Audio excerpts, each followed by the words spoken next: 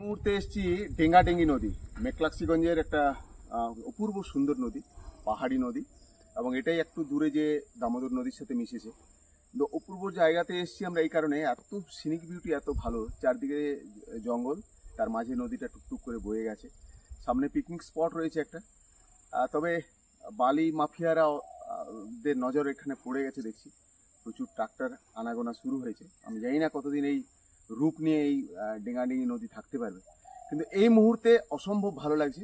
এবং যারা মেকলাক্সিগঞ্জ প্ল্যান করেন তারা অবশ্যই ডেঙ্গাডেঙ্গি নদী আসেন একবার করে দেখতে আর কি, সকালবেলায় বা বিকেলবেলায়।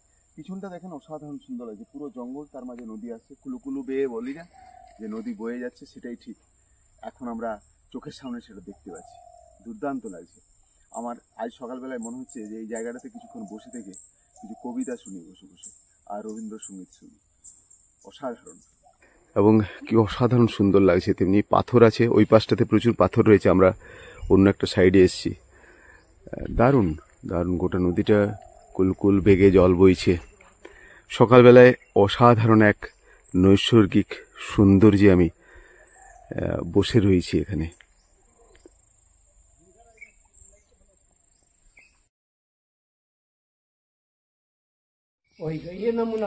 এই পুরনো ঘর, এখানে এই ভদ্রলোক থাকেন, লালন কুমার। ইনি একা থাকেন এই বাড়িটাতে পুরো। ये तो बंगाल ही बाड़ी था, बीच में माहौल खराब हो गया, वो जो पार्टी बहुत आदमी डिस्टर्ब हो गया। और फिर जो एसके दत्ता थे, अपने तो कोई चीज़ का डायरेक्टर थे, लेकिन वाइफ थे आईएएस रुमिला दत्ता।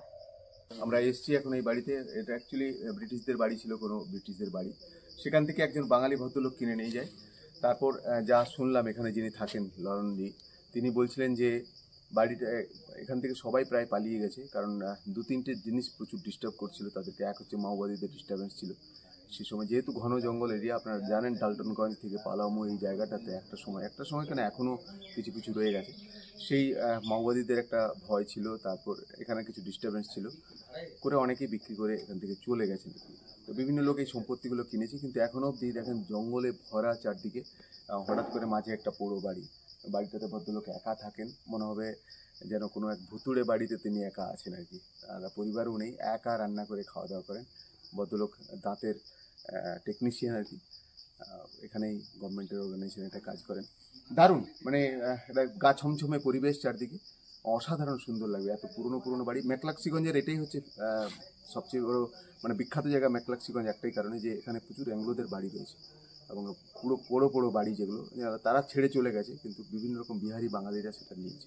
এখানে অপর্ণা সেনের বাড়ি ছিল, এখানে আরও ফিল্ম ডিরেক্টরদের দু একজনের বাড়ি ছিল, বড় শিল্পপতিদের বাড়ি ছিল, তারাও অলমোস্ট বিক্রি করে চলে গেছে এখান থেকে।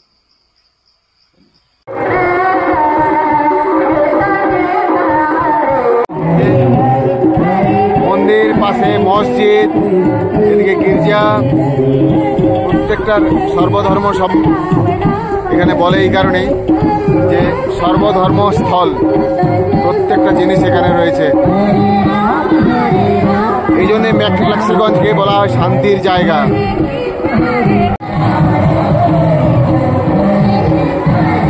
পুজো চলছে আজকে, জন্মাষ্টমী, সেই উপলক্ষে মানুষের প্রচুর ভিড় রয়েছে এখানে, এবং প্রত্যেকে উঠে এখন শুরু হবে।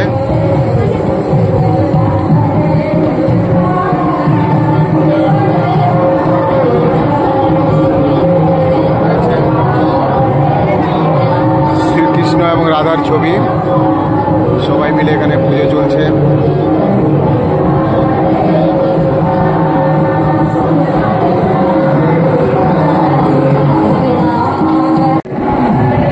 এই ইসলাম ধর্ম যারা পালন করেন তাদের জন্য চাদর চড়াবার ব্যবস্থা আছে এখানে। পাশাপাশি এক অদ্ভুত, ভারতবর্ষের সম্ভবত একটাই জায়গা যেখানে এভাবে পাশাপাশি বিভিন্ন ধর্মের উপাসনা স্থল করা রয়েছে। ভারতবর্ষে আর কোথাও নেই। সম্প্রীতির সবচেয়ে বড় জায়গা বোধহয় এই মেকলাক্সিগঞ্জের পাশে সর্বধর্ম সমন্বয় স্থল। দারুণ। যারা প্রতিনিয়ত ধর্মীয় ভেদাভেদ করে তাদের অন্তত এই জায়গাটা একবার এসে ঘুরে যাওয়া দরকার। সর্বধর্ম সমন্বয় স্থলে মেঘলাক্সিগঞ্জে এসেছি এখানে, এবং এই পাশাপাশি গির্জা মন্দির, এই পাশে মসজিদ আছে, এখানে মন্দির, এই পাশে গির্জা রয়েছে। এটা যারা ভারতবর্ষের সংস্কৃতি, অরিজিনাল সংস্কৃতি পুরোপুরি এই জায়গাতে বহন করছে। যারা প্রচুর ধর্মীয় ভেদাভেদ করে সকাল থেকে সন্ধ্যা অবধি, তাদের অন্তত এই জায়গাতে একবার আসা দরকার। মেঘলাক্সিগঞ্জের এই জায়গাতে বহু পুরনো জায়গা, তখনকার দিনের সাহেবরা এটা কিন্তু করেছিলেন, এবং সব ধর্মকে একটা জায়গায় এনে একত্রিত করার চেষ্টা করছেন। মানুষ মাত্র এক, সে যে ধর্মেই হোক না কেন, মানুষ মানুষই, এটা প্রমাণ করার জন্য এই জায়গাটা সর্বধর্ম সমন্বয় স্থল। আজকে জন্মাষ্টমী, সে উপলক্ষে প্রচুর মানুষ এসেছেন পুজো করতে চারদিকে। আমি সেখানে এসে আজকে আমার নিজের ভালো লাগছে যে আমি সেই জায়গাতে আসতে পেরেছি।